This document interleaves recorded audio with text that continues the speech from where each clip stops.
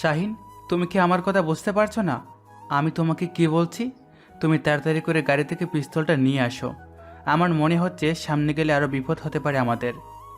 শাহরিয়ার ভাই, আপনি বুঝতে পারছেন না, আমি যদি এখান থেকে একা গাড়ির কাছে যাই, তাহলে যদি ওরা আমাকে একা পেয়ে মেরে দেয়, তাহলে আমার কি হবে বলেন? আমি নতুন বিয়ে করেছি, আমি এত তাড়াতাড়ি মরতে চাই না, আমি আরো কিছুদিন বাঁচতে চাই। শাহিন, এখন ইচ্ছে করছে তোমার গালে দুইটা থাপ্পড় দেওয়ার জন্য।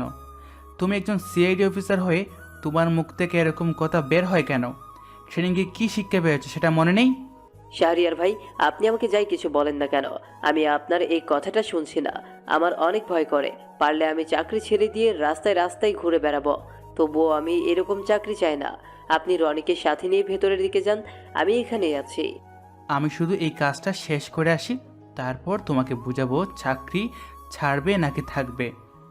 কেন যে শুধু শুধু আমি তোমাকে আমার কাছে আনতে গেলাম, এখন আমার নিজের মাথায় নিজে আঘাত করতে ইচ্ছে করছে।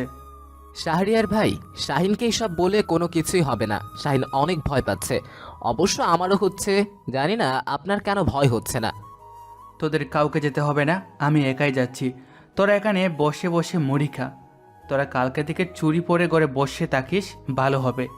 আমি রাগে সামনের দিকে এগিয়ে গেলাম। যাদের সঙ্গে কথা বললাম ওরা আমার টিমে কাজ করে, কিন্তু ওরা ভিতরের টিম, তাই আমাকে একাই যেতে হচ্ছে। আমি আস্তে আস্তে সামনে এগিয়ে গেলাম। সামনে গিয়ে এক টুকরো কাপড় দেখতে পেলাম। আমি কাপড়টা হাতে নিলাম, আর হাতে নিয়ে দেখতে পেলাম কাপড়টা ভেজা। আমি কাপড়টা নিয়ে নিলাম সাথে করে, আর সামনে এগিয়ে গেলাম। হঠাৎ করে কারো পায়ের আওয়াজ শুনতে পেলাম। আমি সেখানেই বসে গেলাম, আর বসে যেতেই দেখতে পেলাম একটা মেয়ে দৌড়ে জঙ্গল থেকে বাইরে বের হয়ে যাচ্ছে। আমি বুঝতে পারলাম না এই মাঝ রাতে জঙ্গলে একটা মেয়ে কোথা থেকে আসবে। এখানে তো অন্য কারো থাকার কথা। আমি তো সেই খবর পেয়েই এখানে এসেছি, কোনো কিছুই মাথায় আসছে না। তারপর দেখলাম মেয়েটার পেছনে দুইটা লোক তাড়া করছে। আমি সঙ্গে সঙ্গে ফোনটা বের করে ভিডিও করলাম, যদিও অন্ধকারে তেমন একটা ভিডিও হচ্ছে না, চাঁদের আলোতে আবছা আবছা দেখা যাচ্ছে। আমি মাইক্রোফোনে রনি শাইনকে তাদের পিছনে নিয়ে যেতে বললাম। তারপর আমি ওদের পিছনে দাওয়া করতে লাগলাম।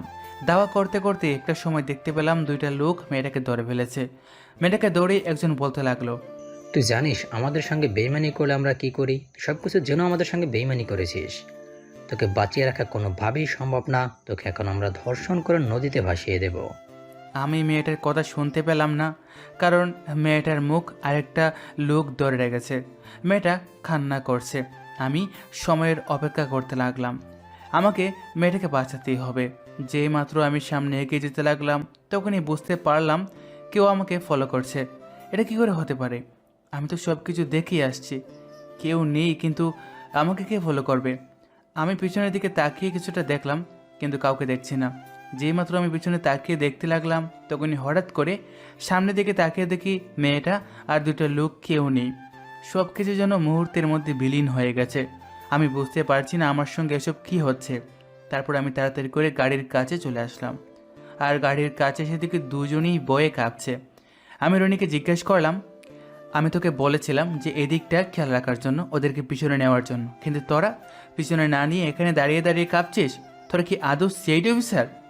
ভাই, আপনি তো আর দেখেন না, আমরা তো দেখি চারদিকে কেমন গুনগুন করে শব্দ।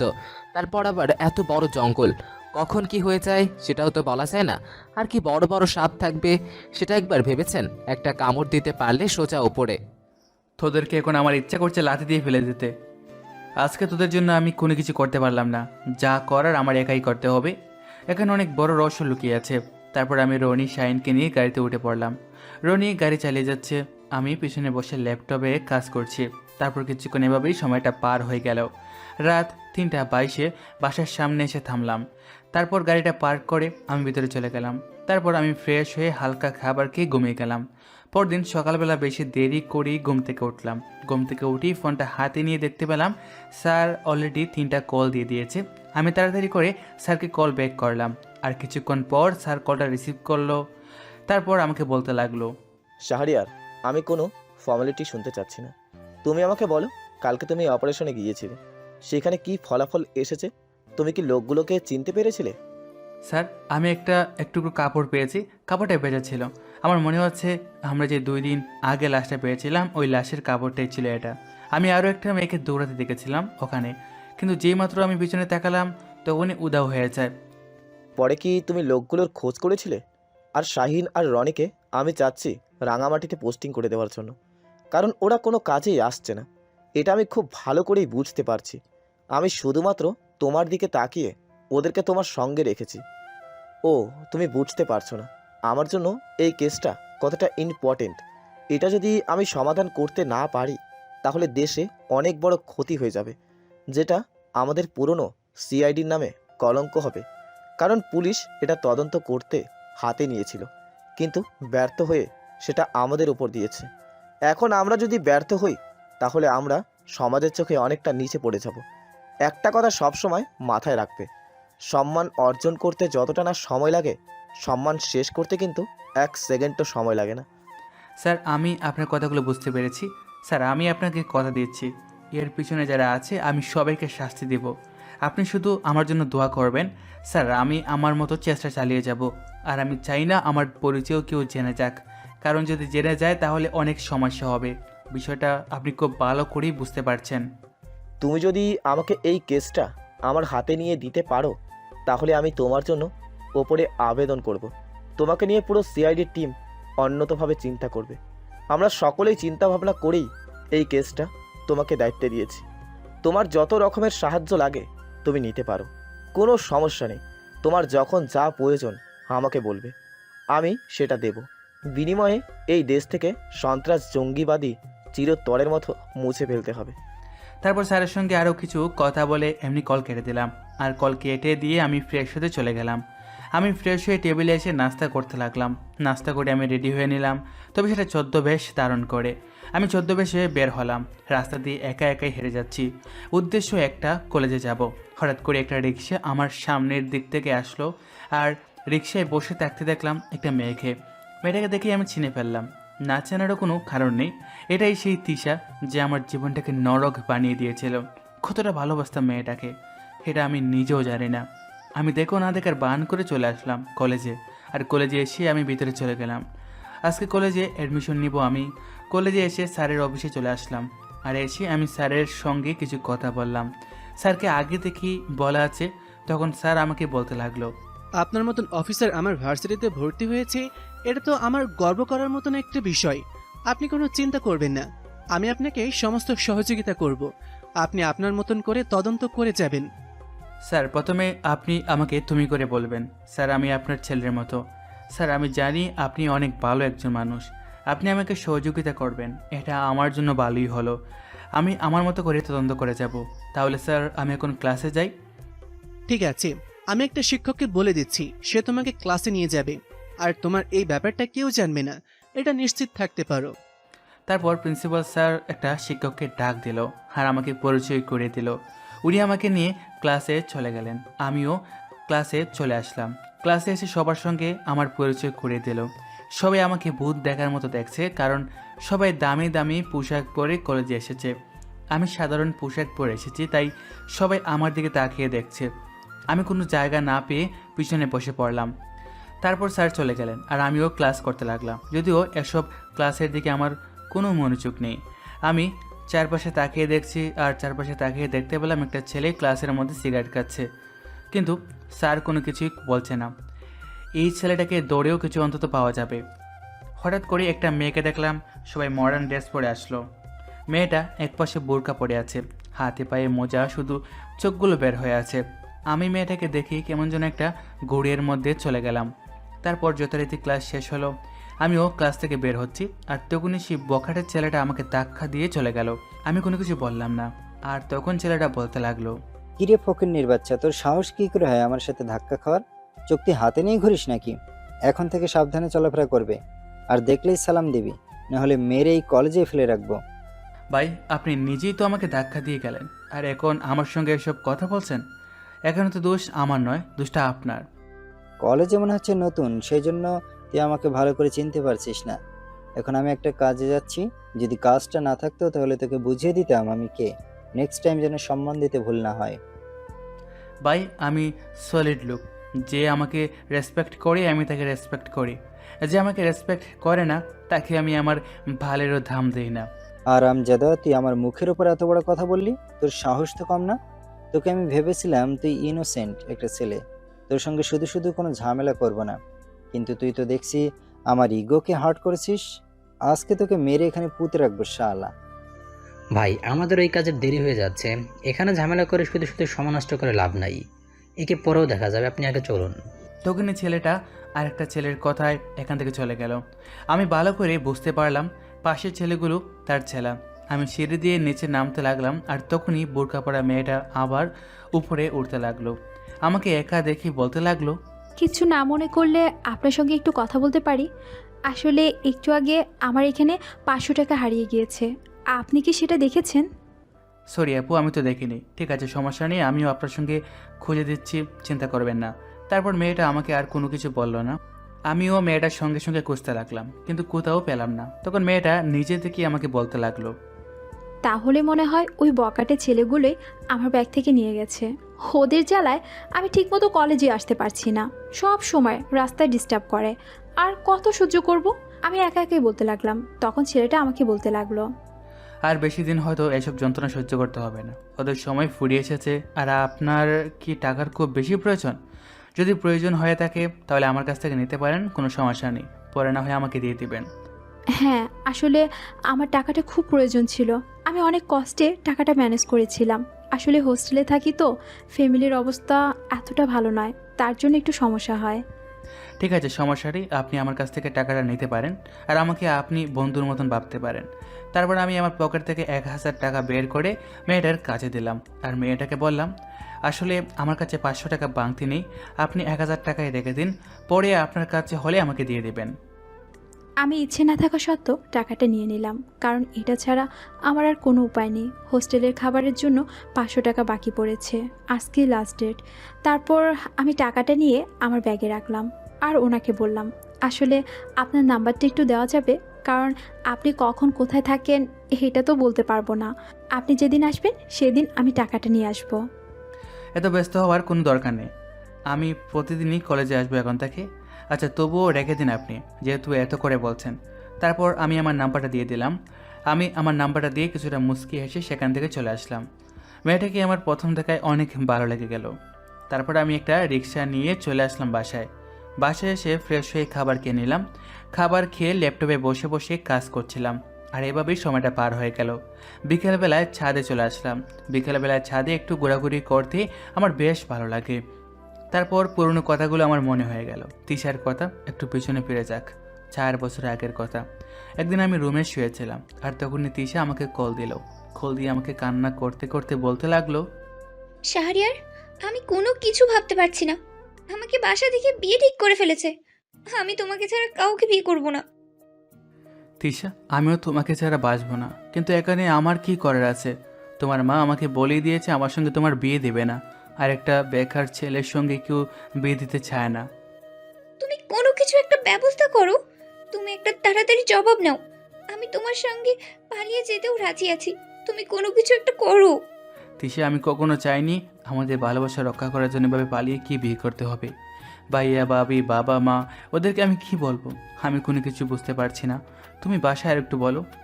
আমি কোনো কিছু বলতে পারবো না। আমার যা বলার সেটা বলে দিয়েছি। তুমি 3 দিনের মধ্যে ব্যবস্থা করো। আমরা 3 দিন পর পালিয়ে যাব। আমি তোমাকে মেসেজ করি, সময় ঠিকানা জানিয়ে দিব। তুমি সেই অনুযায়ী চলে আসবে। এই বলে তিশা কল কেটে দিল।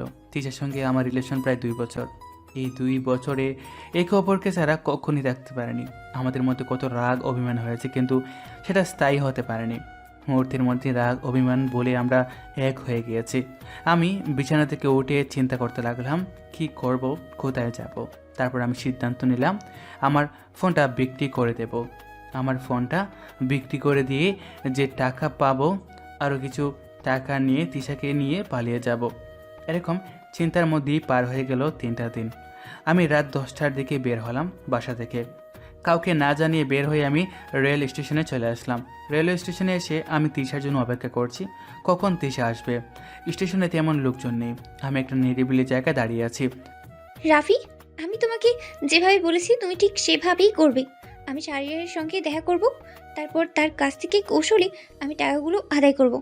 আর টাকাগুলো আদায় করার পরই তুমি সবাইকে নিয়ে শাহরিয়ারকে ঘিরে ধরবে, আর আমি একদিক থেকে নাই হয়ে যাব। ওর কাছ থেকে যা যা আছে সেটা আমি নিয়ে আমরা দুজনে মিলে পালিয়ে যাব। আমি তোমাকে অনেক ভালোবাসি, আর এই ভালোবাসার জন্য আমি শাহরিয়ারকে মুরগি বানিয়ে রেখেছি। শাহরিয়ার আমাকে প্রথম অপমান করেছিল, আমাকে মূল্য দিতে চাইনি, এটাই প্রতিশোধ নিব আমি আজকে। আমার সেই সুযোগটা এসেছে। তোমাকে আমি যেভাবে বলেছি তুমি ঠিক সেভাবেই কাজটা করবে, একটুও যেন ভুল না হয়, কারণ শাহরিয়ার অত্যন্ত চালাক একটা ছেলে। এদিকে আমি তিশার জন্য অপেক্ষা করছি, আর কিছুক্ষণ পরে তিশা চলে আসলো, হাতে ব্যাগ আছে। তিশা এসে আমাকে বলতে লাগলো, আচ্ছা তুমি কত টাকা নিয়ে এসেছো? আমি তো এত বেশি টাকা আনতে পারিনি, কারণ বুঝতেই তো পারছো এত কম সময়ের মধ্যে সব কিছু ম্যানেজ করা যায় না। আমি আমার ফোনটা বিক্রি করে দিয়েছি, সেই ফোনের টাকা আর কিছু আলমারি থেকে বাবার টাকা চুরি করে নিয়েছি। সব মিলিয়ে প্রায় 50,000 টাকার মতো এনেছি। তোমার আর আমার হয়ে যাবে, কোনো সমস্যা হবে না। ঠিক আছে, তাহলে তো ভালোই হলো। তুমি টাকাগুলো আমার কাছে দিয়ে দাও, আমার কাছে রেখে দিই। তোমার কাছে থাকলে হারিয়ে যেতে পারে। আমার কাছে ব্যাগ আছে, আমার কাছে রেখে দিই। আমি আর কোনো কথা বললাম না, আমি টাকাগুলো বের করে তিশার কাছে দিয়ে দিলাম। তিশা টাকাগুলো নিয়ে ব্যাগ ভরে ফেললো, আর তখন হঠাৎ করে দুইটা ছেলে এসে আমাকে মারতে লাগলো। আমি কোনো কিছুই বুঝতে পারলাম না ওরা আমাকে কেন মারছে।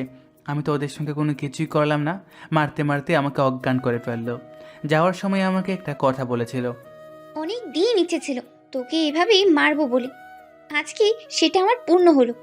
মনে আছে একদিন তুই আমাকে অপমান করেছিলি, তুই আমার ভালোবাসাটা তুচ্ছ মনে করেছিলি। আজকে দেখ কেমন লাগে। আর তোর টাকা দিয়ে আমরা এখন ঘুরবো, হানিমুন করব। চলো রাফি, আমরা এখন চলে যাই। তারপর আমার যখন চোখ খুললো তখন আমি নিজেকে হাসপাতালে আবিষ্কার করলাম। আমার পাশে বাবা, মা, ভাইয়া, ভাবি সবাই বসে আছে। বুঝতে পারলাম না আমাকে কি হাসপাতালে নিয়ে এসেছে। তখনই আমার কেবিনে ফাহিম আসলো। ফাহিম আমার বন্ধু, তার মানে ফাহিম আমাকে সেখান থেকে হাসপাতাল নিয়ে এসেছে। তিশা আমাকে ধোঁকা দিয়ে চলে গেল। আমি তো তিশাকে অনেক ভালোবেসেছিলাম, আমি তিশার কখনো ক্ষতি চাইনি, কিন্তু তিশা আমাকে এত বড় নিঃস্ব করে দিয়ে চলে গেল। তখনই মা বলতে লাগলো, শাহরিয়ার, আমি আলমারিতে টাকাগুলো রেখেছিলাম তোর বাবার হার্টের অপারেশন করবো বলে, কিন্তু তুই সেই টাকাগুলো নিয়ে কি করেছিস বলতো? তোকে ফাহিম রেল স্টেশনে পড়ে থাকতে কেন দেখেছে? তুই ওখানে কি করতে গিয়েছিলি? আমি মায়ের কথায় কি উত্তর দিব কোনোভাবেই ভেবে পাচ্ছি না। আমি চুপ করে রইলাম। তারপরে একে একে সবাই বকা দিতে লাগলো। আসলে মধ্যবিত্তদের কাছে 50,000 টাকা মানে অনেক টাকা। তারপর এভাবে পার হয়ে গেল 2টা দিন। আমি সুস্থ হয়ে বাসায় ফিরলাম। বাসায় ফিরে তেমন একটা আগের মতন ভালোবাসা পেলাম না। সবাই কেমন যেন আমাকে এড়িয়ে চলে, কারণ আমার জন্যই বাবার চিকিৎসাটা করাতে পারলো না। হয়তো আমার সঙ্গে সবাই ঠিকমতো কথা বলে না। তারপর একসময় আমি সিদ্ধান্ত নিলাম বাসা থেকে চলে যাব। তারপরে আমি আস্তে আস্তে করে টিউশনি করানো শুরু করলাম, আর নিজেকেও একটু বোঝানো শুরু করলাম।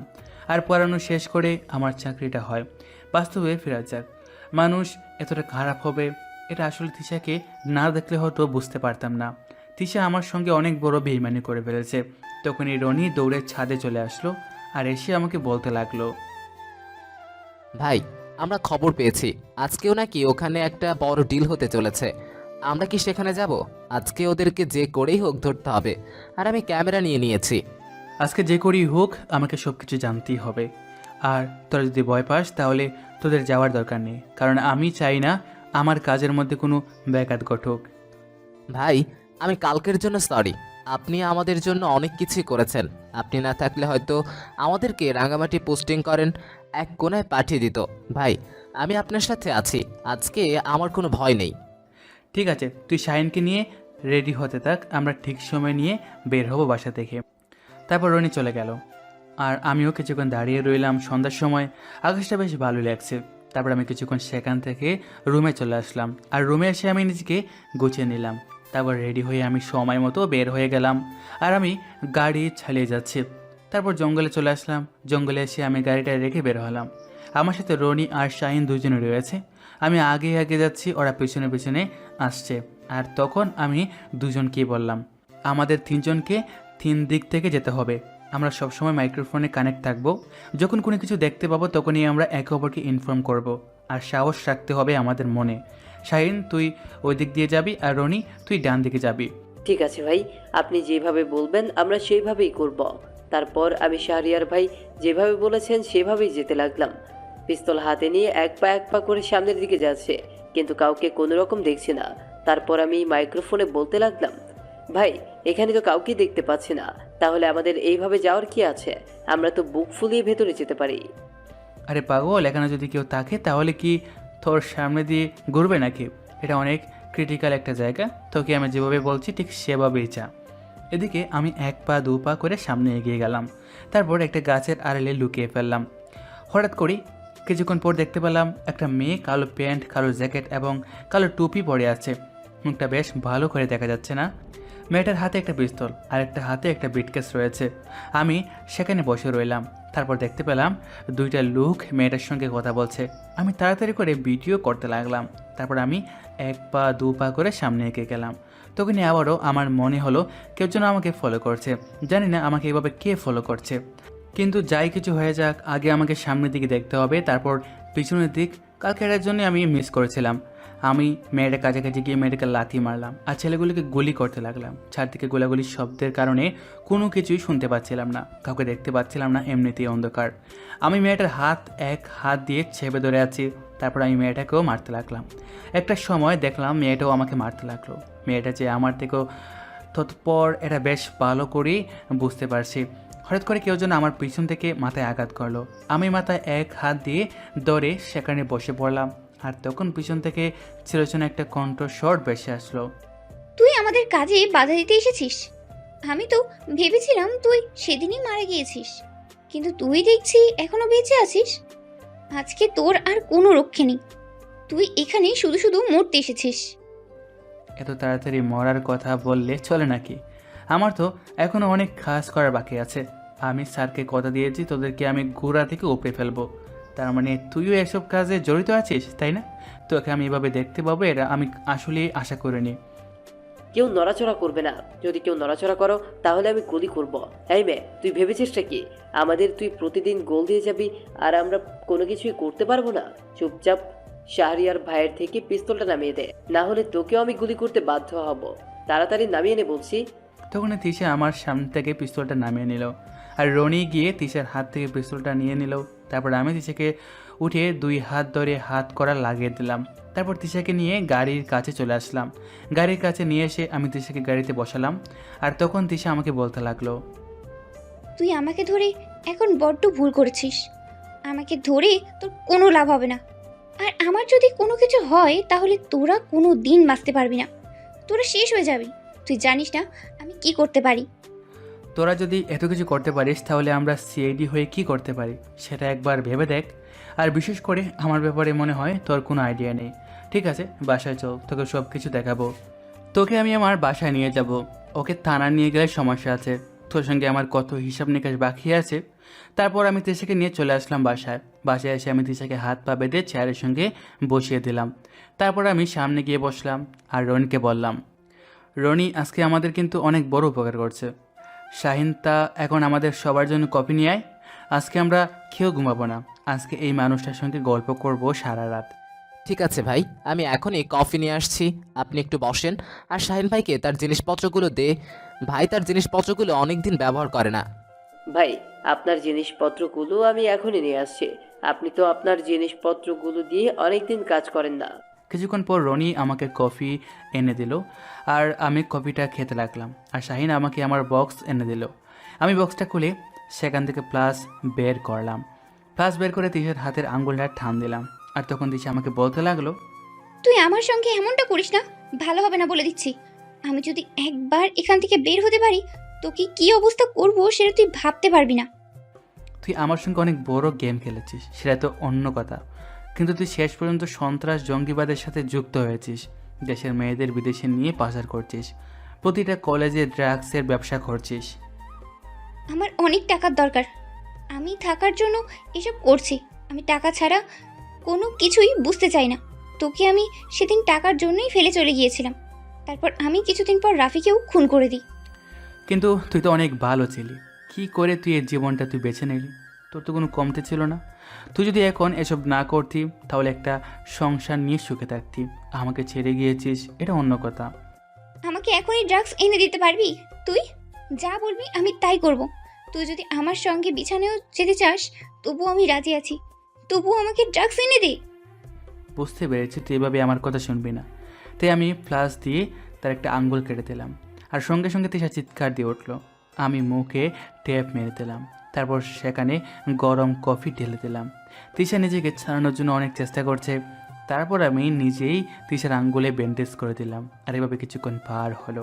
তারপর আমি তিশার মুখ থেকে কস্টিপ খুললাম, আর তখন তিশা আমাকে বলতে লাগলো, আমি তোর কাছে সব ভুল স্বীকার করছি, তবুও আমাকে আর কষ্ট দিস না। এর চেয়ে ভালো আমাকে মেরে ফেল। তবুও আমি এরকম যন্ত্রণা সহ্য করতে পারছি না। আমি আমার শুধুমাত্র দায়িত্ব পালন করছি। আমি যদি তোকে আমার হিসাবটা নিতে চাই তাহলে তো তুই এমনিতেই মরে যাবি। আমার হিসাবটা না হয় বাদই দিলাম। আমি আমার দায়িত্বটা পালন করছি, আমাকে আমার দায়িত্বটা পালন করতে দে ভালো মতো। আমি তোমার কাছে সব কিছুই বলে দিচ্ছি, তবুও আমাকে আর কষ্ট দিও না প্লিজ। আমি রায়হানের হয়ে কাজ করি। রায়হান হলো সব কিছুর দেখাশোনা করে। আর কিন্তু রায়হানের উপরেও আরও একজন রয়েছে যে রায়হানকে লিড দেয়। আমার শুধু দায়িত্ব হলো মেয়েগুলোকে বিভিন্ন জায়গা থেকে রিসিভ করে নদী পথে পৌঁছে দেওয়া। আর ওই জঙ্গলে আমি মেয়েগুলোকে আটকে রাখি। আমি আজকে একটা পার্টির সঙ্গে ডিল করতে চেয়েছিলাম। আমি চেয়েছিলাম চুপচাপ করে ফেলবো। যদি জানতাম এখানে তুমি আসবে তাহলে আমি নিজেকে প্রস্তুত করে নিতাম। সব কিছুই বুঝতে পারলাম। তা এখন আমি তুই থেকে তুমি হয়ে গেলাম, বেশি ভালো কথা। আচ্ছা আচ্ছা, এরপর বলতে থাক, বিভিন্ন জায়গায় যে দর্শনগুলো হয়ে থাকে এগুলো কারা করে? আসলে এসব রায়হানের লোকজনেরা করে থাকে। আর রায়হান বিভিন্ন সময় বিভিন্ন জায়গা থেকে তুলে নিয়ে তার আস্তানায় নিয়ে যায়। আর সেখানে সেও উপভোগ করে। সেই মেয়েগুলোর চেহারা সুন্দর, সেগুলোকেই বেশি দামে বিক্রি করা হয়। আমি শুধু ওদেরকে সাজানোর দায়িত্ব আর মেয়েগুলোকে রিসিভ করার দায়িত্বে থাকি। তাহলে বল, আমি রায়হানকে এখন কোথায় পাবো? রায়হানের ঠিকানা বল, আর রায়হানের কোথায় কোথায় আস্তানা আছে সব ঠিকানা বল। রায়হান এখন বর্তমানে বান্দরবনে আছে। আর পটুয়াখালী, রংপুর, রাঙ্গামাটি, খাগড়াছড়ি এসব জায়গায় ওর আস্তানা আছে। এসব জায়গা থেকেই দেশের বিভিন্ন দেশের কলেজের ড্রাগস পাচার করে থাকি রায়হানের কাছে দিয়েই সকল কাজ হয়ে থাকে। এমন কোনো কাজ নেই যেটা রায়হানের দ্বারা করা হয় না। আর বড় কথা হলো এর মধ্যে কিছু মন্ত্রী এমপি যুক্ত রয়েছে। সবই বুঝতে পারলাম। শাহিন, তুমি এগুলো নোট করে রাখো, ঠিকানা কোথায় কোথায় এটা লিখে রাখো। আচ্ছা, কলেজ থেকে কিভাবে কি হয়, প্রতিটা কলেজে কে কে থাকে? কলেজের ব্যাপারটা মোটামুটি আমি দেখাশোনা করি। তবে আমি ছাড়াও আরেকটা মেয়ে আছে, তার নাম দিয়া। সে এসবের বেশি জানে। তবে আমাদের এই শহরের বড় একটা কলেজ আছে না, এই নামে এই কলেজের দায়িত্ব আছে নিবিড় এমপির একমাত্র ছেলে। এমপিরও ও এর মধ্যে যুক্ত আছে। নিজের কারণে এই কলেজে ড্রাগস ঢুকে থাকে। দিয়া নিবিড়ের কাছে ড্রাগসগুলো পৌঁছে দেয়, আর সেটা নিবিড় সাপ্লাই করে। আমি তোর সঙ্গে কি কথা বলবো সেটাও আমি বুঝতে পারছি না। একটা মানুষের ওটা খারাপ হয় কি করে? তোর কি মনের মধ্যে একটু খারাপ লাগা কাজ করে না? তোর মনুষ্যত্ব বলতে কিছু নেই? আমি তোকে আমার সব কিছুই বলে দিয়েছি, এখন তুই আমাকে ছেড়ে দে। আমি এখান থেকে সোজা বিদেশে চলে যাব। আমি আর কখনো এসব খারাপ কাজ করব না। এটা বলে কি হয়? এত তাড়াতাড়ি বিদেশে চলে যাবি? তোকে তো আমি এখন মেরে ফেলবো। তোকে বাঁচিয়ে রাখার কোনো অর্থ নেই আমার কাছে। তুই আমার কাছে যা চাইবি আমি তোকে তাই দিব। তুই আমার কাছ থেকে কত টাকা চাস আমি তোকে তত টাকাই দিব। প্লিজ তবু তুই আমাকে মারিস না। আমি আমার এই লাইফে কখনো টাকার কাছে বিক্রি হয়নি, আর তোর এই সামান্য টাকার জন্য আমি বিক্রি হয়ে যাব? এটা তুই ভাবলি কী করে? এই বলে আমি আমাকে টেপ মেরে দিলাম। তারপর আমি একটা ইঞ্জেকশন বের করে দিশার গায়ে পুশ করলাম, সঙ্গে সঙ্গে ঘুমিয়ে গেলাম। তারপর আমি অফিস হয়ে ঘুমিয়ে গেলাম। পরদিন সকালবেলা আমি খুব তাড়াতাড়ি ঘুম থেকে উঠে ফ্রেশ হয়ে নিলাম, তারপর নাস্তা করলাম। আর তখন শাহিন আমাকে বলতে লাগলো, ভাই, আমি কি ওই মেয়েটাকে নাস্তা দিয়ে আসবো? মেয়েটা হয়তো একটু পরেই জেগে উঠবে। আর এখন কি আপনি অফিসে যাবেন? হ্যাঁ, মেয়েটাকে নাস্তা দিয়ে আয়, আমি স্যারের সঙ্গে কথা বলছি, দেখি স্যার কি বলে। যদি অফিসে যাওয়া লাগে তাহলে যাব, আর তোরা বাসায় থাকবি। তারপর আমি নাস্তা করে স্যারকে কল দিলাম। আর একটু পরে স্যার কলটা রিসিভ করলো। স্যার কলটা রিসিভ করে আমাকে বলতে লাগলো, শাহরিয়ার, আমি খবর পেয়েছি এই সব কিছুর পেছনে রায়হান আছে। তোমার কি খবর সেটা বলো। তুমি কি কাল রাতে অপারেশনে গিয়েছিলে? স্যার আমি সব কিছু জানতে পেরেছি। আর রায়হানের হয়ে কাজ করে এই মেয়েটা, নাম হচ্ছে তিশা। এই তিশা মেয়েটাকে আমি আমার বাসায় নিয়ে এসেছি। তারপর কিছু থার্ড ডিগ্রি দেওয়াতে মেয়েটা সব কিছু স্বীকার করেছে। এখন আমি প্রয়োজনীয় ব্যবস্থা নিতে যাচ্ছি। আমার কিছু ফোর্স লাগবে, তাদেরকে আমি বিভিন্ন জায়গায় পাঠাবো। শাহরিয়ার, তোমার প্ল্যান কি সেটা আমি জানি না, তবে আমার এটা বিশ্বাস আছে যে তোমার প্ল্যান অবশ্যই সাকসেসফুল হবে। তুমি তোমার মতো করে এগিয়ে যাও, কখন কি লাগবে সেটা আমাকে জানিয়ে দিও, আমি পাঠিয়ে দেবো। স্যার আমি আপনাকে কালকে রাতের মেয়েটার স্বীকারোক্তিমূলক একটা ভিডিও বানিয়েছি, ওই ভিডিওটা আমি আপনাকে সেন্ড করে দিচ্ছি। আর স্যার আপনি একটু সাবধানে থাকবেন, হয়তো আপনার উপরও কোনো অ্যাটাক আসতে পারে। একটা বিশেষ কথা হলো রায়হানের সঙ্গে কিছু মন্ত্রী আর এমপিরাও যুক্ত আছে। এখন আমি কি করব? শাহরিয়ার, সবার জন্য আইন সমান। আমি ওপর থেকে নির্দেশ পেয়েছি, আর আমিও এরকমটাই ধারণা করেছিলাম। রায়হান একা সব কিছু করছে না, কারোর সঙ্গে ওর লিঙ্ক আছে। স্যার আরও বড় একটা তথ্য হলো যে রায়হানের পরে আরও একজন রয়েছে যে রায়হানকে দূর থেকে লিড দিয়ে যাচ্ছে, কিন্তু সেটার খবর কেউ জানে না। ঠিক আছে, তাহলে তুমি কলেজে চলে যাও। কলেজে গিয়ে তুমি বিষয়টা দেখো, আর এদিকে রনি আর শাহিনকে দিয়ে মেয়েটাকে অফিসে পাঠিয়ে দাও। আর মিডিয়ার বিষয়টা আমি দেখছি, মিডিয়াকে নিয়ে তোমার কোনো চিন্তা করতে হবে না। তারপর আমি স্যারের সঙ্গে আরও কিছু কথা বললে কল কেটে দিলাম। আর কল কেটে দিয়ে আমি রনিকে বললাম মেয়েটাকে নিয়ে অফিসে চলে যাওয়ার জন্য। আমি শাহিনকে দেখলাম মেয়েটার সামনে বসে আছে, মেয়েটা খাবার খাচ্ছে। আমি আর কোনো কিছু বললাম না, আমিও কলেজের জন্য রেডি হয়ে নিলাম। তারপর রনি আর শাহিনকে দিয়ে পাঠিয়ে দিলাম অফিসে, আর আমিও রাস্তা দিয়ে হাঁটতে লাগলাম। তখনই আমার ফোনে কল আসলো। আমি ফোনটা বের করে দেখি এই নাম্বারটা আছে না। আমি কলটা রিসিভ করলাম আর সালাম দিলাম। আর তখন অপাস থেকে বলতে লাগলো, আসসালামু আলাইকুম, আমি ইশরাত জাহান মিলি। আপনি যাকে 1000 টাকা দিয়েছিলেন, কলেজে আমাদের পরিচয়, চিনতে পেরেছেন? হ্যাঁ আপনার কণ্ঠটা শুনেই বুঝতে পারছি। হঠাৎ করে আমার কথা মনে পড়লে যে, কোনো সমস্যা হয়েছে নাকি আবার? আসলে আমি টাকাটা দিয়ে দিতে চাচ্ছি। আপনি কোথায় আছেন সেটা যদি বলতেন তাহলে আমি টাকাটা নিয়ে আসতাম, আর যদি কলেজে আসেন তাহলে আমি কলেজে নিয়ে আসছি। আচ্ছা আপনি তো অদ্ভুত একটা মানুষ, এত তাড়াহুড়া কিসের আপনার? আমি কি চলে যাচ্ছি নাকি? টাকাটা তো পরেও দিতে পারেন। কি ব্যাপার কি? তোমরা হোস্টেলের ভিতরে ঢুকেছো কিভাবে? গার্ডস কোথায়? কেউ আছো? বাঁচাও! তখনই আমার হাত থেকে ফোনটা পড়ে গেল। আমি চিৎকার দিয়ে সিকিউরিটিকে ডাকতে লাগলাম। হঠাৎ করেই ফোনের অপাস থেকে এরকম কথা শুনতে পাবো এটা আশা করিনি। তার মানে ওর হোস্টেলে কোনো সমস্যা হয়েছে, আমাকে তাড়াতাড়ি সেখানে যেতে হবে। কিন্তু আমি তো চিনি না। আমি তাড়াতাড়ি করে লোকেশন ট্র্যাক করলাম, আর লোকেশন অনুযায়ী তাড়াতাড়ি করে যেতে লাগলাম। আমি দৌড়ে যাচ্ছি, প্রায় 10 মিনিট লাগলো আমার সেখানে পৌঁছানোর জন্য। তারপর হঠাৎ করে দেখলাম 4-5টা মেয়েকে দৌড়ে গাড়িতে তোলা হচ্ছে। মেয়েগুলো নিজেকে বাঁচানোর অনেক চেষ্টা করছে। আর সেখানে হঠাৎ করে দেখতে পেলাম মিলিকে। দেখে চিনতে পারলাম। আমি আমার কোমর থেকে পিস্তলটা বের করে গুলি করতে লাগলাম, আর ওরাও আমাকে দেখে গুলি করতে লাগলো। এভাবে কিছুক্ষণ গোলাগুলির পর ওরা শেষ পর্যন্ত আমার সঙ্গে না পেরে পালিয়ে গেল। আর তখনই হঠাৎ করে মিলি এসে আমাকে জড়িয়ে ধরলো। আর তখনই হঠাৎ করে মিলির হাতে একটা গুলি লাগলো। তার মানে মিলি আমাকে বাঁচানোর জন্য এগিয়ে এসেছে। আমি তাড়াতাড়ি মিলিকে ধরে ছেলেটাকে একটা গুলি করে দিলাম, আর ছেলেটার পায়ে গুলি খেয়ে দৌড়ে চলে গেল। আর আমি মিলিকে ধরে সেখানে বসে পড়লাম। আর তখন মিলি বলতে লাগলো, আসলে ওরা আপনাকে গুলি করতে চেয়েছিল, তাই আমি আপনার কাছে চলে এসেছিলাম। অন্তত পক্ষে আপনার মতো একজন ভালো মানুষের জীবন বাঁচাতে পেরে অনেক ভালো লাগছে। আপনার কোনো কিছুই হবে না, আপনি প্লিজ একটু আমাকে সময় দিন। আমি আপনার কোনো কিছুই হতে দেব না। কে কোথায় আছো? তাড়াতাড়ি অ্যাম্বুলেন্স ডাকো। আমি চিৎকার দিয়ে অ্যাম্বুলেন্স ডাকতে লাগলাম। তারপর আমি একটু গাড়ি করে তাড়াতাড়ি করে হাসপাতালে নিয়ে চলে আসলাম। হাসপাতালে নিয়ে এসে আমি ডাক্তারকে ডাকতে লাগলাম। আর একটু পরেই ডাক্তার বের হয়ে আসলো, আর রোগীর অবস্থা থেকে ডাক্তার মিলিকে অপারেশন থিয়েটারে নিয়ে চলে গেল। আর আমি বাইরে বসে আছি। আর আমি রনি আর শাহিনকে জানিয়ে দিলাম হাসপাতালে চলে আসার জন্য।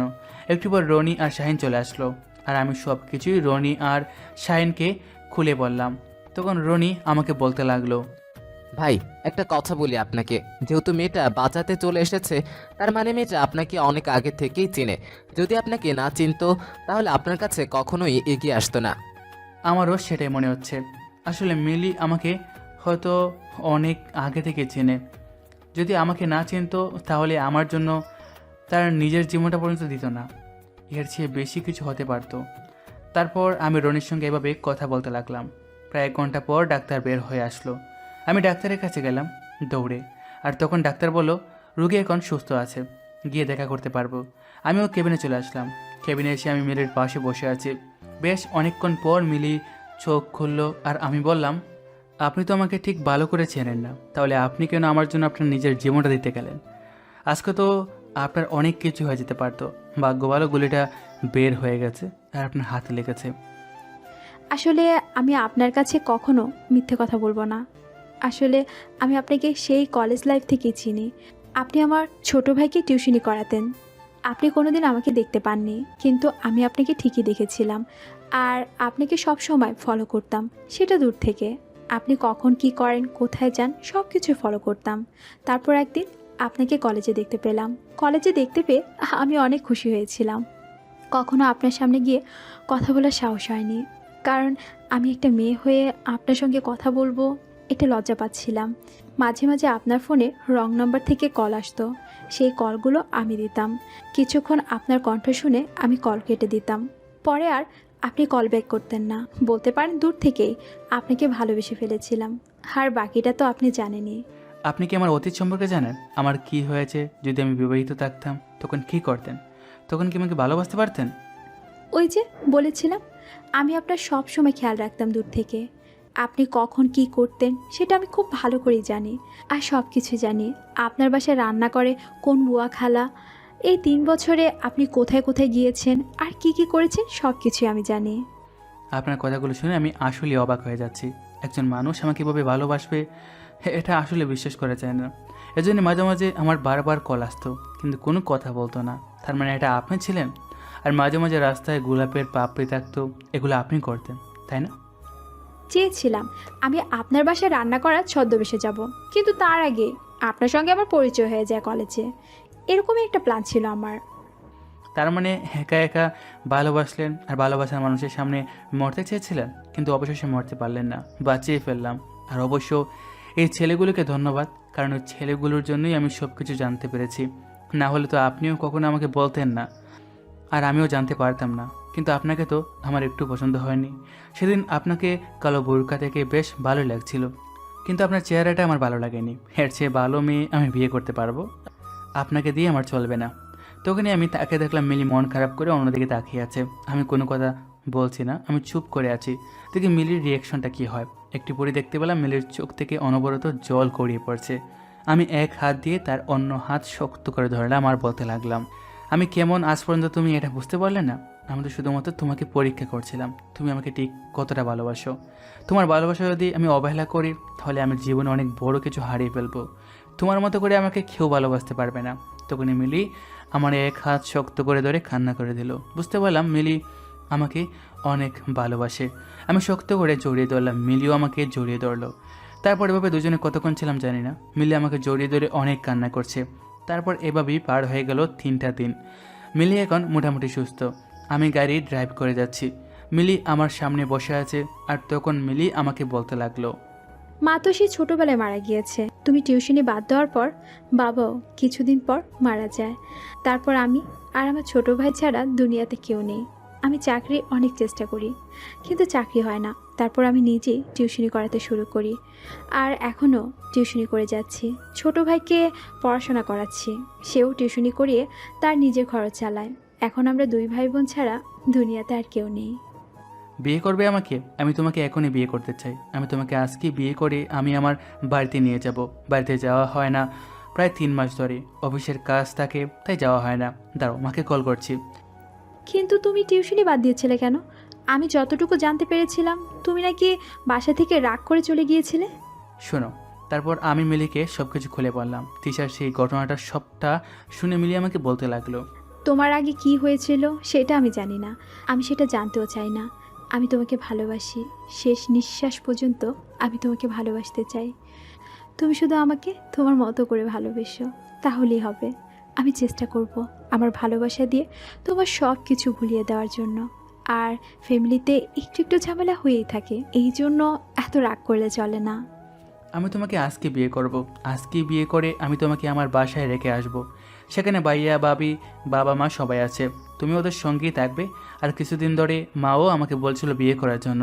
আর যেহেতু মনের মানুষ পেয়ে গেছি, তাহলে দেরি করে লাভ নেই। বিয়ের পরে না হয় তোমার সঙ্গে প্রেম করব। দাঁড়াও, আগে মাকে কল দিয়ে সবটা বলি। তারপর আমি মাকে কল দিলাম। আর কিছুক্ষণ কল হওয়ার পর মা কলটা রিসিভ করলো।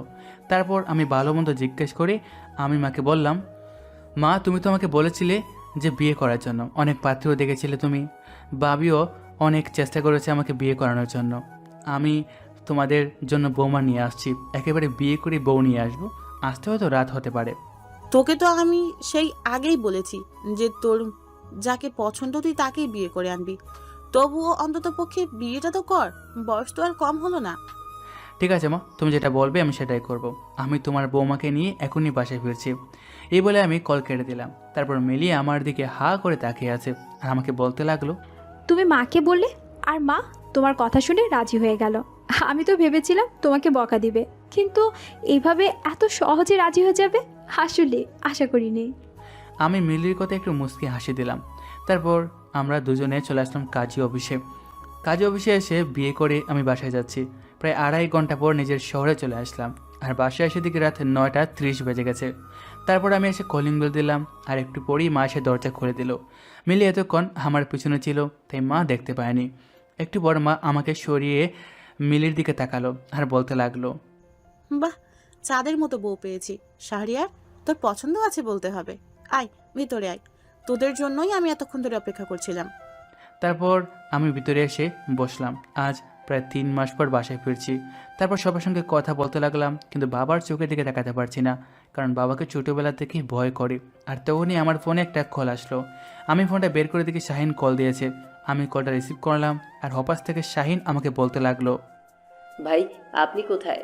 আপনার জন্য সবাই অপেক্ষা করছে। আপনি স্যারকে যে বলেছিলেন ফোর্স নিয়ে আসার জন্য, স্যার ফোর্স পাঠিয়ে দিয়েছে। আমরা সবাই এই জায়গায় আছি, আপনি তাড়াতাড়ি আসেন। ঠিক আছে আমি আসছি, ওদেরকে তুই আমার প্ল্যান অনুযায়ী বুঝিয়ে দে, আর বাকিটা আমি এসে করব। তারপর আমি কল কেটে দিলাম আর কল কেটে দিয়ে আমি মাকে বললাম, মা আমাকে এখনই বের হতে হবে, আমার একটা জরুরি কাজ পড়ে গেছে। এতদিন পর বাসায় ফিরে অন্তত পক্ষে খাবারটা তো খেয়ে যা। তোর জন্য এত কষ্ট করে রান্না করলাম, এখন তুই না খেয়ে চলে যাবি? মা, সময় হলে পরেও খাওয়া যাবে, কিন্তু আমাকে এখন জরুরি ভিত্তিতে যেতে হবে। এ বলে আমি কোনো কিছু না বলে চলে আসলাম। তারপর আমি গাড়ি দ্রুত ড্রাইভ করে চলে আসলাম। এসে দিকে আমার জন্য ওরা বসে আছে। আমাকে দেখে ওরা সালাম দিল। আমি সালামের উত্তর দিয়ে ওদের সঙ্গে বসে কথা বলতে লাগলাম। প্রায় 1 ঘন্টা সবাই মিলে মিটিং করার পর আমরা যে যার মতো বেরিয়ে পড়লাম। আমি এখন বান্দরবনে যাচ্ছি আর সবাইকে যার যার মতো পাঠিয়ে দিয়েছি। আর তখনই আমার ফোনে স্যার কল দিল। আমি কলটা রিসিভ করলাম আর আমি স্যারকে বললাম, স্যার আমি রায়হানের যে যে জায়গায় আস্তানা রয়েছে সেসব জায়গায় আমি সবাইকে পাঠিয়ে দিয়েছি। আর শাহিন রনিকে পাঠিয়েছি নিবিড় আর তার সাথে লোকজনকে ধরে নিয়ে আসার জন্য। স্যার, দেশে বড় কিছু হতে চলেছে। বেস্ট অফ লাক মাই সান। আমি জানি তুমি সব কিছু পারবে, ঠিক আছে? তুমি তোমার মতো করে কাজ করে যাও। আর যদি রায়হানকে জীবিত অথবা মৃত সবার সামনে নিয়ে আসতে পারো, তাহলে তোমাকে সিআইডি টিম অন্যভাবে চিন্তা করবে। আর আমি হেলিকপ্টারের ব্যবস্থা করে দিয়েছি।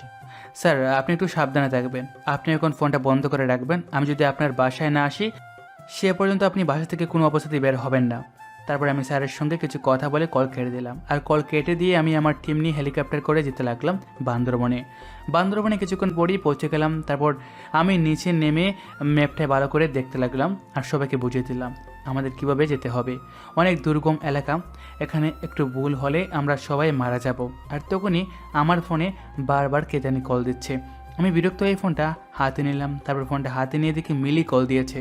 আমি না চাইতেও কলটা রিসিভ করলাম আর অপাশ থেকে মিলি কান্নামাখা কণ্ঠে বলতে লাগলো, তুমি যেখানে আছো তুমি প্লিজ সাবধানে থেকো। তোমার কিছু হয়ে গেলে আমি বাঁচতে পারবো না। প্লিজ তুমি আমার জন্য হলো নিরাপদে থাকবা, কথা দাও। মিলি, তুমি বোকার মতো কেন কথা বলছো? আর আমি যদি পিছিয়ে যাই তাহলে আমার টিম তো এমনিতে শেষ হয়ে যাবে। ওরা তো আমার উপর নির্ভরশীল করিয়ে আমার সঙ্গে অপারেশনে এসেছে, তাই না? ওদের যদি কোনো কিছু হয়ে যায় তাহলে আমি টিম লিডার হয়ে কি করব? নিজের একটা বিবেক আছে তো, না কি? কিন্তু তোমার জীবনও তো কারো না কারো কাছে অনেক গুরুত্বপূর্ণ। তোমারও অনেক কিছু হয়ে যেতে পারে, আর তোমার কিছু হয়ে গেলে আমি কি করে থাকবো বলো? তোমার ভালোবাসা আমাকে আবার ফিরিয়ে আনবে, তুমি কোনো চিন্তা করো না। এ বলে আমি কল কেটে দিলাম। আর কল কেটে দিয়ে আমি ম্যাপটা আরও সবাইকে ভালো করে বুঝিয়ে দিতে লাগলাম। তারপর ম্যাপটা ভালো করে বুঝিয়ে দিয়ে আমি 1 পা 2 পা করে সামনে এগিয়ে যেতে লাগলাম। অনেক বড় বড় পাহাড় আর 2টা পাহাড়ের মাঝখানে দিয়ে সরু রাস্তা বের হয়ে গেছে। আমি চিন্তা করলাম যদি আমরা রাস্তা দিয়ে যাই তাহলে আমরা খুব তাড়াতাড়ি ধরা খেয়ে যাব আর ওরা নিজেদের প্রস্তুতি নিয়ে ফেলবে, তাই আমাদেরকে অন্য পথে যেতে হবে। আমি সবাইকে বললাম আমরা নদীর পথ দিয়ে যাব, ওখান দিয়ে অনেকটা রিস্ক হলেও আমাদের এটাই বেস্ট হবে। তারপর যে বাবা সেই কাজ। আমি নদীতে নেমে পড়লাম। নদীতে হাঁটু পর্যন্ত পানি আছে, সেই পানি দিয়ে যেতে লাগলাম। আমার পিছু পিছু সবাই আসতে লাগলো। তারপর হাঁটতে হাঁটতে আমরা রায়হানের আস্তানার কাছাকাছি চলে আসলাম।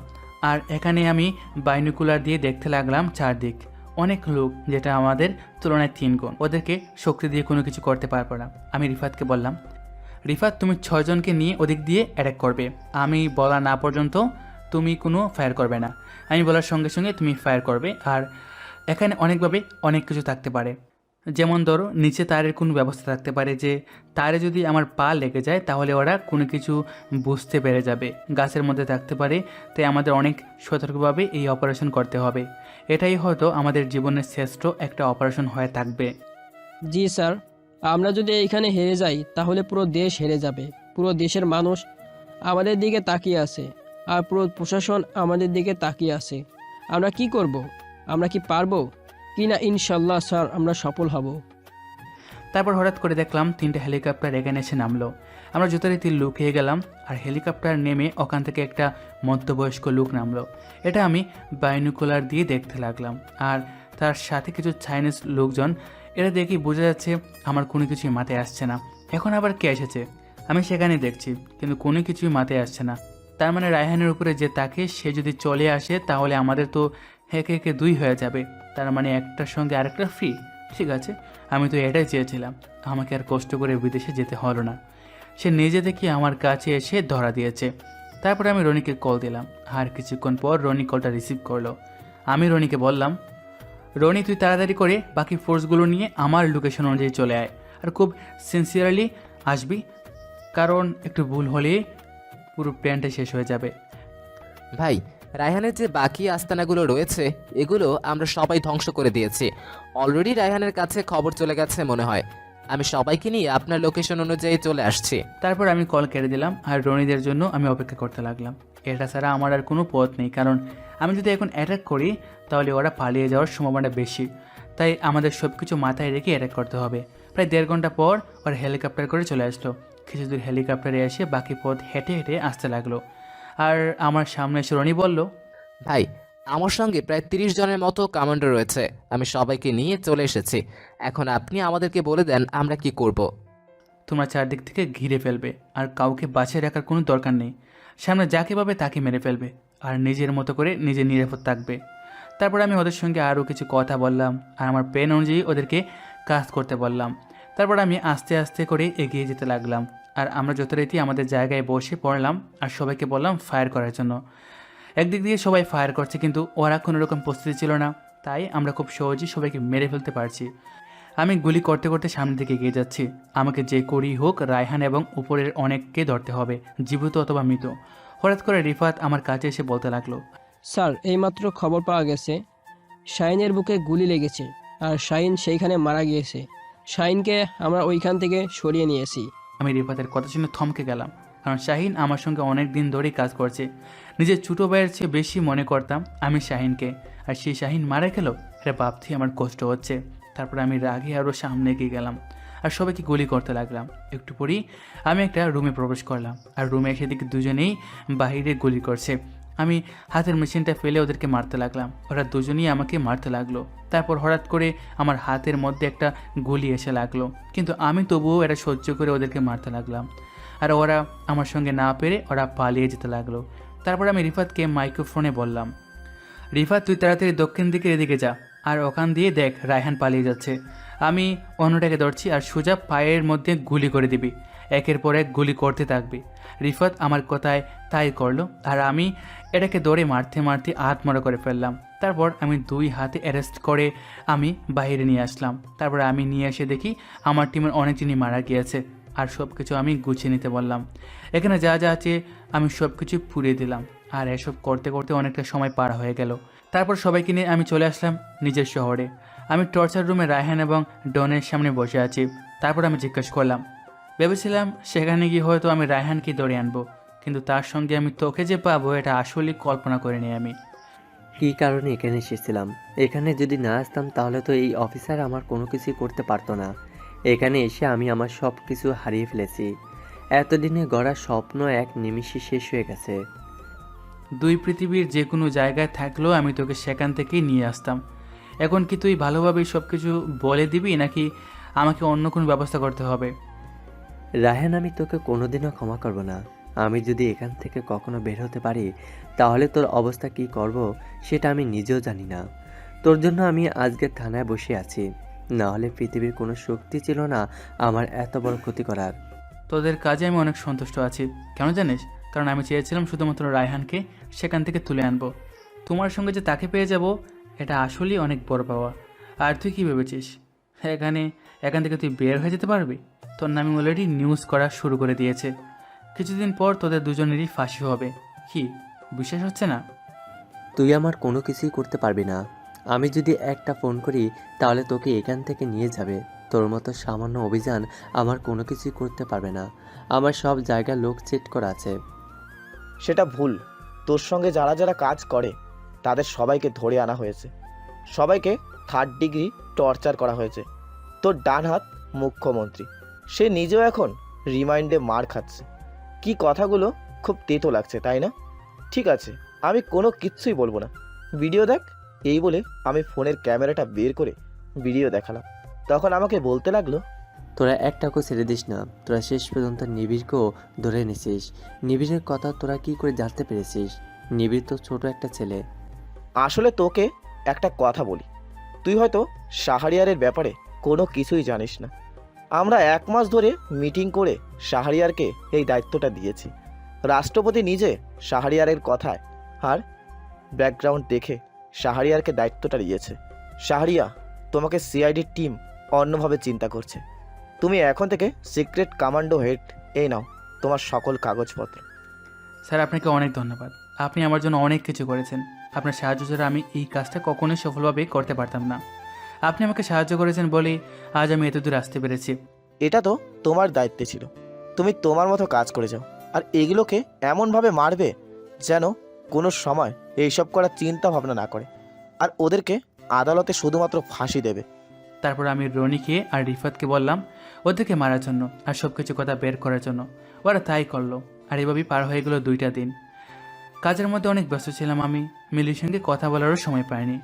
আজকে রাত 12টার 1 মিনিটে রায়হান আর ডনের ফাঁসি হবে, আর বাকিগুলোকে যাবজ্জীবন কারাদণ্ড দিয়েছে আদালত। যথারীতি ফাঁসি হয়ে গেল। দেশটাকে আমি শত্রুমুক্ত করতে পেরেছি। তারপর এভাবে রাত পার হয়ে গেল। সকাল 10টার দিকে বড় করে অনুষ্ঠানের আয়োজন করা হলো।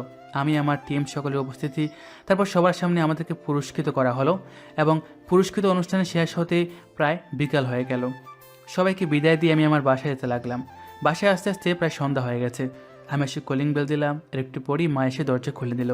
তারপর আমাকে থেকে বলতে লাগলো, সারাটা দিন গুন্ডা মাস্তানদের নিয়েই থাকিস, কিন্তু একটাবার পরিবারের কথা চিন্তা করেছিস? মেয়েটা তোর জন্য ঠিকমতো খাওয়া দাওয়া ছেড়ে দিয়েছে। এদিকে তোর খেয়াল আছে মেয়েটাকে যে রেখে গিয়েছিস? একটাবার ফোন করেছিস? আসলে মা, কতটা ব্যস্ত ছিলাম সেটা তো তুমি টিভিতে দেখতেই পেরেছো, তাই না? এদিকে ওদের ফাঁসি হলো, যাবজ্জীবন কারাদণ্ড হলো, তারপর আমার টিমকে শুভেচ্ছা দেওয়া হলো। এসব করতে করতেই তো 3টা দিন পার হয়ে গেছে। কি রে, তোর হাতে ব্যান্ডেজ করা কেন? তোর হাতে কি হয়েছে? আচ্ছা আয়, ভিতরে আয়। দেখ, মেয়েটা তোর জন্য মনে হয় রুমে কান্না করছে। মেয়েটার তো দুনিয়ায় কেউ নেই। মা, আসলে মিলির দুনিয়াতে কেউ নেই। তুমি হয়তো সব কিছু শুনেছ। তুমি মিলিকে তোমার মতো করে আদর করবা। মিলি যেন তার মায়ের আদরটা তোমার কাছ থেকে পায়। ও যদি কোনো ভুল করে থাকে তাহলে তুমি তোমার মতো করে শাসন করবা। এটা আমি জানি রে পাগল। তুই আমার পেট থেকে হয়েছিস নাকি আমি তোর পেট থেকে হয়েছি? আর এসব তোকে বলে দিতে হবে না। আসলে প্রতিটা শাশুড়ি আর ছেলের বউ যদি এভাবে থাকতো তাহলে আর কখনো পরিবারের ঝগড়া লাগতো না। নিউজে, পত্রপত্রিকায় কত এসব নিউজ দেখতে পাই। একটি সংসারে থাকতে গেলে ঝগড়া বিপদ লাগবেই, কিন্তু সেটা সবাইকে মানিয়ে নিতে হবে। মায়ের কথা শুনে আমি মাকে শক্ত করে জড়িয়ে ধরলাম। তারপর মা আমাকে জড়িয়ে ধরলো। আমি ফ্রেশ হয়ে সবার সাথে কথা বলে আমি দুজনের জন্য খাবার নিয়ে রুমে চলে আসলাম, আর খাবারটা রেখে দরজা বন্ধ করে দিলাম। আর বিছানায় তাকিয়ে দেখলাম মিলি বালিশে মুখ গুজে কান্না করছে। আমি গিয়ে মিলিকে ডাকতে লাগলাম, কিন্তু মিলি আমার কোনো কথা রেসপন্স করছে না। তারপর আমি মিলিকে দৌড়ে তুললাম, আর তুলে তাকিয়ে দেখে চোখগুলো লাল করে ফেলেছে। আমি বললাম, আমার পাগলিটা আমাকে এতটা ভালোবাসে সেটা তো আমি জানতাম না। তাছাড়া যা হবার পরে হবে, এখন হা করো, আমি তোমাকে খাইয়ে দিচ্ছি। খাওয়ার পরে আমাকে যা ইচ্ছা করো, কোনো সমস্যা নেই। এই বলে আমি মিলির কপালে আলতো করে চুমু দিয়ে দিলাম। তখনই মিলি আমাকে এলোপাতারিভাবে মারতে লাগলো। আমি একটা সময় সহ্য করতে না পেরে মিলিকে আমি শক্ত করে জড়িয়ে ধরলাম। তারপর মিলি শান্ত হয়ে গেল। আর কিছুক্ষণ এভাবে পার হয়ে গেল। আর কিছুক্ষণ পর আমি বুঝতে পারলাম মিলি আমার বুকে কান্না করছে। আমি মিলির চোখ মুছে দিয়ে মিলিকে জোর করে খাইয়ে দিতে লাগলাম। একটা সময় মিলিও আমাকে খাইয়ে দিতে লাগলো। তারপর খাওয়া দাওয়া শেষ করে আমি লাইট বন্ধ করে মিলিকে জড়িয়ে ধরে শুয়ে পড়লাম। আর তখন মিলি আমাকে বলতে লাগলো, এবারের মতো আমি তোমাকে ক্ষমা করে দিলাম। এখন থেকে তুমি যেখানেই যাবে আমাকে সঙ্গে করে নিয়ে যাবে। আর যদি কোনো সময় আমাকে নিয়ে না যাও, তারপর তুমি দেখবে আমি আর পৃথিবীতেই নেই। আমি এই কথা শুনে মিলির গালে একটা থাপ্পড় মারলাম। আর মিলি আমাকে জড়িয়ে ধরে কান্না করতে লাগলো। আর আমাকে বলতে লাগলো, আমি যে তোমাকে অনেক ভালোবাসি, তুমি কেন বুঝতে পারো না? আমি যে তোমাকে ছাড়া এক মুহূর্ত থাকতে পারি না। এই 3টা দিন আমার কতটা কষ্ট হয়েছে সেটা আমি তোমাকে বলে বোঝাতে পারবো না। প্রতিটা সেকেন্ড আমার একটা যুগের মতো মনে হয়েছে। আমি জানি রে পাগলি, আমিও তোমাকে ছাড়া থাকতে পারি নাই, কিন্তু কি করব বলো, আমার তো কোনো উপায় ছিল না। আচ্ছা, এখন আমি চলে আসছি, আর কখনো একা রেখে যাব না, সবসময় সাথে করে নিয়ে যাব। আমি তোমার কাছে একটা জিনিস চাইবো, বলো দিবে? আমি তোমার সন্তানের মা হতে চাই, এবং সেটা খুব তাড়াতাড়ি। সেটার জন্যই তো আমি আজকে চলে আসলাম। আর এখন থেকে আমি আপনার কাছে থাকবো। আমি 3 মাসের ছুটি পেয়েছি। 3 মাস পর আমি যেখানেই যাই আপনাকে সঙ্গে করে নিয়ে যাব। আর তাহলে আমাদের মিশনটা শুরু হয়ে যাক। তখন মিলি লজ্জা পেয়ে আমার বুকে মুখ লুকালো। আমি মিলির মুখটা তুলে ওর ঠোঁটের সাথে আমার ঠোঁটজোড়া মিলিয়ে দিলাম। মিলিও আমার সাথে রেসপন্স দিতে লাগলো। আর এভাবেই মিলিকে নিয়ে আমি হারিয়ে গেলাম এক অজানা রাজ্যে। এভাবে না হয়ে চলতে থাকুক আমাদের দুষ্টু মিষ্টি ভালোবাসার সংসার। তো নতুন নতুন গল্প পেতে আমাদের চ্যানেলটি এখনই সাবস্ক্রাইব করে আমাদের পাশেই থাকুন। ধন্যবাদ সবাইকে।